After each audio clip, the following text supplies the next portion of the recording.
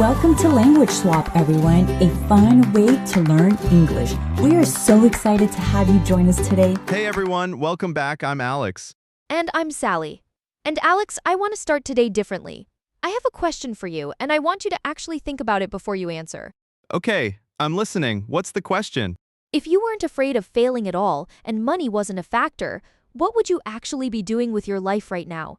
Wow, okay, give me a real second with that one. Because most of us walk around every single day without ever asking ourselves that question directly, and there's a reason for that. The honest answer can be pretty uncomfortable. Exactly, and that discomfort is actually the whole point of today's episode. Finding your purpose and reaching success. Not the corporate version of success, not the one that looks good on paper, but something much deeper and more personal than that. I love that we're doing this one today. Purpose is such a rich topic in English, and there's genuinely beautiful vocabulary for every stage of that journey. The searching, the doubt, the small decisions, and eventually that feeling of alignment when things finally start to click into place.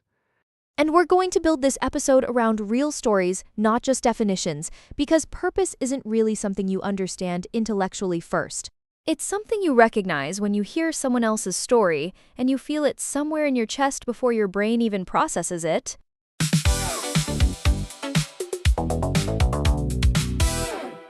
So let's start at the very foundation. What does a sense of purpose actually mean in English? Because people say it constantly, but almost never stop to explain what they actually mean by it. A sense of purpose is the clear feeling that what you're doing genuinely matters, that there's real meaning behind your daily actions beyond just getting through the day. She finally found a sense of purpose after starting her nonprofit. You can hear the weight in that sentence. It implies a before and an after, a life that changed direction towards something real. And the opposite of that feeling is captured perfectly by going through the motions. Doing something mechanically, without any real engagement, without any real connection to why you're doing it in the first place. I felt like I was just going through the motions at my old job.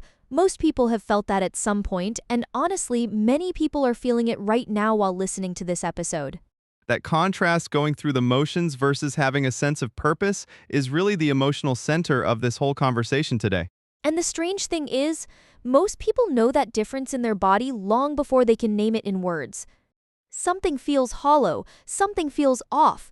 They just don't always have the vocabulary for it yet, which is exactly why we're here. Now, find your calling. This one is a little more poetic, a little more spiritual in tone. It describes discovering the work or the path that you feel deeply, almost instinctively meant to do. Teaching truly became her calling, not just a job. I want to share a story here, because this phrase really comes alive through an example rather than through any definition I could give. I have a close friend who spent almost 10 years working in finance. Successful by every external measure, good salary, consistent promotions, respect from everyone around her. That sounds like a pretty good life from the outside. It really did, but she described her work to me once as wearing a coat that never quite fit. Not a bad coat, not an ugly coat, just one that was never exactly right, no matter how many times she tried adjusting to it. Oh, that's such a specific and honest image. You know exactly what she means when she says it. And then one day, almost completely by accident, she started volunteering at an animal shelter on Saturday mornings just to do something different with her weekends. Within 6 months, she was there every single weekend. Within a year, she had handed in her resignation at the finance job and enrolled in a veterinary technician program. That's such a dramatic shift. What was the moment that actually made her decide to do it? Because 10 years is a long time to stay in something before making that kind of change. She told me something I genuinely haven't forgotten since she said it. She said, "I realized I'd rather struggle doing something that felt like mine than succeed doing something that felt like someone else's life." That sentence is extraordinary, and it connects directly to our next phrase, living someone else's dream. Pursuing a path that is successful on paper, often because someone you love and respect wanted it for you, but that was never actually shaped by your own deepest desires. For years, I was living my father's dream of becoming a lawyer, not my own. Such a common and honest confession that so many people eventually make. And it's almost never said with anger at the other person. It's more like a quiet realization that arrives one ordinary afternoon when you're doing something completely unrelated. Now, let's talk about the emotional territory that almost always comes before clarity, because purpose rarely shows up as a sudden lightning bolt moment. It's almost always preceded by a real period of confusion and searching first, and that period has its own vocabulary. Lost. Such a simple word. But one of the most powerful in this context. I feel so lost right now, like I genuinely don't know what I'm supposed to be doing with my life. Vulnerable, and I think universally understood regardless of what language you grew up speaking. At a crossroads, a beautiful image for standing at a major decision point where multiple paths stretch out in front of you and none of them feel clearly right. I'm at a crossroads in my career and I honestly don't know which direction to take. The word crossroads implies you can't stay where you are. You have to choose something and move. Soul searching, the process of deep, genuinely honest self-reflection, usually during a period of real uncertainty. I did a lot of soul searching before deciding to walk away from that job. I love how almost physical that phrase sounds, like you're literally digging inside yourself, looking for something real enough and solid enough to build a whole life on. Existential crisis, a more dramatic phrase, though one that gets used very commonly and often with a little humor, even when the feeling itself is absolutely real. I'm having a total existential crisis about my career right now is something I've heard so many times, especially from people in their late 20s and early 30s. That specific stretch of life when so much internal reevaluation naturally happens all at once. Now, here's a distinction I think is one of the most important things we'll cover today, the real difference between success and fulfillment. Because in English, these words get used as if they mean the same thing. They genuinely do not. Success, in the traditional sense, refers to external achievement, money, status, recognition, titles, things the world can see and measure and confirm. By any measure, he was incredibly successful. It's a very outward-facing definition. Someone who has never met you can look at your life and confirm that you're successful. Fulfillment is the complete opposite in that sense. It's entirely internal. It's the feeling that your life and your work are genuinely aligned with what actually matters to you, regardless of what any external measurement says about it. The job paid well, but it never felt truly fulfilling. That distinction changes everything once you really sit with it. You can be wildly successful by every external standard and feel completely empty inside. And the reverse is just as true, deeply fulfilled in work that the world might not recognize or reward at all. I want to share another story here, because it shows this contrast more clearly than any definition I could give. There's a well-known story about a man who spent 3 decades building a genuinely profitable and respected company, and then at 50 he sold everything and became a park ranger. Wait, from running a company to being a park ranger? That's such a massive and unexpected direction to choose. When people asked him why, he gave this answer that I find genuinely unforgettable. He said, "I spent 30 years being successful and about 6 months being happy. I decided I wanted more of the second one before I ran out of time." That is such a quietly devastating sentence. 30 years versus 6 months, and he chose to do something about it rather than just accept it as the price of a good life. It really shows that success and fulfillment can be almost completely disconnected from each other, even when everyone around you assumes they must be the same thing. Chasing the wrong things, a phrase that captures this so precisely. Pursuing goals that look impressive from the outside, that other people confirm are impressive, but that don't actually satisfy anything deeper inside you.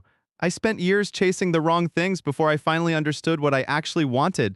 And here's the hard part that nobody really talks about enough. It doesn't feel wrong while you're doing it. Chasing the wrong things feels like ambition. It feels like drive. It feels like exactly what you're supposed to be doing. The emptiness reveals itself gradually, usually after years already spent on that path. Which is why so many people feel a kind of grief when they finally realize it. Not just confusion, actual grief for the time already invested in something that was never truly theirs.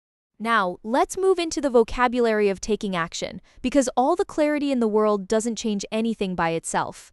At some point, purpose requires real movement, not just better understanding of what you want. Take the leap. We've mentioned this phrase in earlier episodes, but it fits so perfectly here. Committing to something uncertain but deeply meaningful, despite the real risk involved. She took the leap and finally opened her own studio after years of just talking about it. Bet on yourself, a wonderfully confident phrase meaning to trust your own abilities enough to take a real risk on your own path, especially when nobody else has confirmed yet that you should. At some point, you just have to bet on yourself. There's something almost defiant in that phrase. A decision you're making regardless of external validation, regardless of whether anyone else believes in it yet. Burn the boats. A dramatic, historically rooted phrase meaning to commit so fully to a new direction that going back becomes genuinely impossible. It comes from ancient military stories where commanders would order their own ships burned after landing on enemy shores to remove any possibility of retreat. The only direction left was forward. That's such an intense image, but it captures something real about the very biggest life decisions. Sometimes removing the comfortable alternative is exactly what creates the conditions for real growth. Because when going back isn't an option, all your energy goes into moving forward. Trust the process. Believing that consistent effort will eventually lead somewhere meaningful, even when you're in the middle of it and can't see where yet. I don't see the whole path from here, but I trust the process. There's real faith in that phrase, not blind faith, but earned faith through choosing to keep going. Follow your gut, to trust your instinct or intuition, especially when logic alone doesn't fully explain or justify the decision you're leaning toward. Everyone in my life told me not to do it, but I followed my gut and I don't regret it. That phrase carries the weight of a choice made from somewhere deeper than analysis alone. Now, I want to share one more story before we close the main content, because I think it ties everything together in a way that no definition in this episode quite can. Please, these are honestly my favorite part of this episode. There's a story about a young man who grew up with almost no money and who wanted more than anything to be a writer. Everyone around him, his family, his teachers, people in his community, told him it was unrealistic, that he needed a stable job. That writing wasn't a path, it was a hobby at best. Such a familiar shape of story, the dream that everyone else has already decided isn't possible before you've even fully tried it. He took a factory job to survive, and every night, after 12-hour shifts that left him physically exhausted, he wrote. He got rejected by publishers for almost 10 years, not months, years. A decade of sending work out and receiving it back with a form letter or in complete silence. A decade. I want to stay with that number for a moment. 10 years of hearing no or hearing nothing at all and choosing to keep going anyway. Most people would have stopped. Most people do stop. He didn't. When someone eventually asked him how he kept going through all those years, he said something that stopped me completely when I first heard it.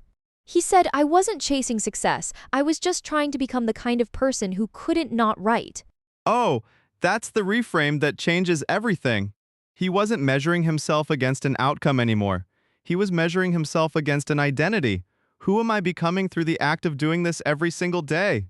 And eventually his work did get published, and it did become genuinely successful. But by his own account, that success felt almost like a side effect by the time it arrived. The real thing had already happened long before anyone else confirmed it from the outside. Becoming the kind of person who... What a phrase for this episode. It reframes purpose as identity rather than achievement, which changes the entire emotional experience of the pursuit from something you're waiting for into something you're already building every day. Now, one final category before we wrap up. How to talk about purpose evolving over time. Because it's almost never one fixed thing you discover once and keep forever unchanged. Reinvent yourself, intentionally changing your direction and identity, sometimes quite dramatically in pursuit of something more aligned with who you have genuinely become. She reinvented herself completely after turning 40, and it turned out to be the best decision she ever made. The word reinvent implies real creativity. You're not just changing jobs, you're rebuilding something from the inside out. Come into your own, finally growing into your full potential or your most authentic self, often after years of uncertainty, searching, and patient, unrecognized work. He really came into his own in his mid-30s. There's something so warm in that phrase, like watching someone finally fill a space that was always waiting for them. Find your footing. Gaining real stability and confidence in a new direction after a genuine period of feeling unsteady or unsure. It took longer than I expected, but I finally found my footing in this new chapter. The image of footing implies solid ground, something you can actually stand on and build from. Full circle. When life brings you back to something meaningful from your past, but this time with completely new understanding, new skill, or new purpose. It felt like coming full circle when I started teaching kids the very same subject I once struggled so badly with myself. There's something so satisfying about realizing your path wasn't random after all. That phrase always gives me chills a little, knowing that even the hard parts, even the confusing and painful parts, were preparing you for something you couldn't see yet. I think that's really the heart of everything we've covered today. Purpose isn't a lightning bolt moment of sudden perfect clarity. It's a process, and that process includes doubt, wrong turns, setbacks, and a lot of ordinary days where nothing seems to be changing but something actually is. And even when you find it, it's not permanent or fixed forever. Purpose can evolve as you do, and that's not failure. That's just what being a growing, changing human being looks like across a full lifetime. So, if you're in the middle of your own crossroads right now, or your own season of soul searching, we hope today reminds you that the search itself is meaningful, not just the destination you eventually reach. And if you've already found yours, honor it, protect it. It is genuinely one of the most precious things a person can have in this life.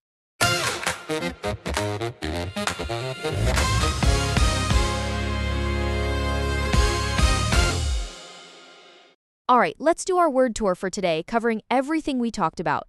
Purpose and calling. A sense of purpose, the clear feeling that what you do genuinely matters. Going through the motions, doing something without real engagement or connection. Find your calling, discovering deeply meaningful work.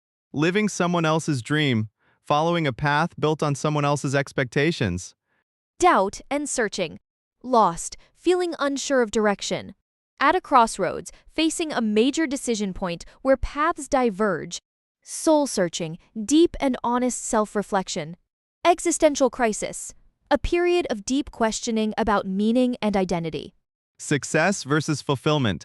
Success, external achievement that the world can see and confirm. Fulfillment, internal alignment with what actually matters to you personally. Chasing the wrong things, pursuing impressive but genuinely unsatisfying goals? Taking action. Take the leap. Commit despite real uncertainty. Bet on yourself, trust your abilities enough to take a real risk. Burn the boats. Commit so fully that going back becomes impossible. Trust the process. Believe consistent effort leads somewhere meaningful. Follow your gut. Trust instinct over pure logic. Evolving over time. Reinvent yourself, deliberately change direction and identity. Come into your own, finally grow into your full authentic potential. Find your footing, gain real stability in a new direction, full circle, returning to something meaningful with completely new understanding. Your challenge this week, ask yourself the question we opened with today. If fear and money weren't factors, what would you actually be doing? Say your answer out loud in English using at least 2 of today's phrases. You don't need the complete answer right now. Sometimes just having the courage to ask the question honestly is itself the very beginning of finding your way toward it. If today's episode resonated with you, sharing it with someone who needs to hear it too would genuinely mean a lot to us. And if you haven't subscribed yet, it really does help us keep making episodes like this one. Thanks so much for listening, everyone. Wherever you are on your path today, we hope you find your footing. We'll see you in the next episode.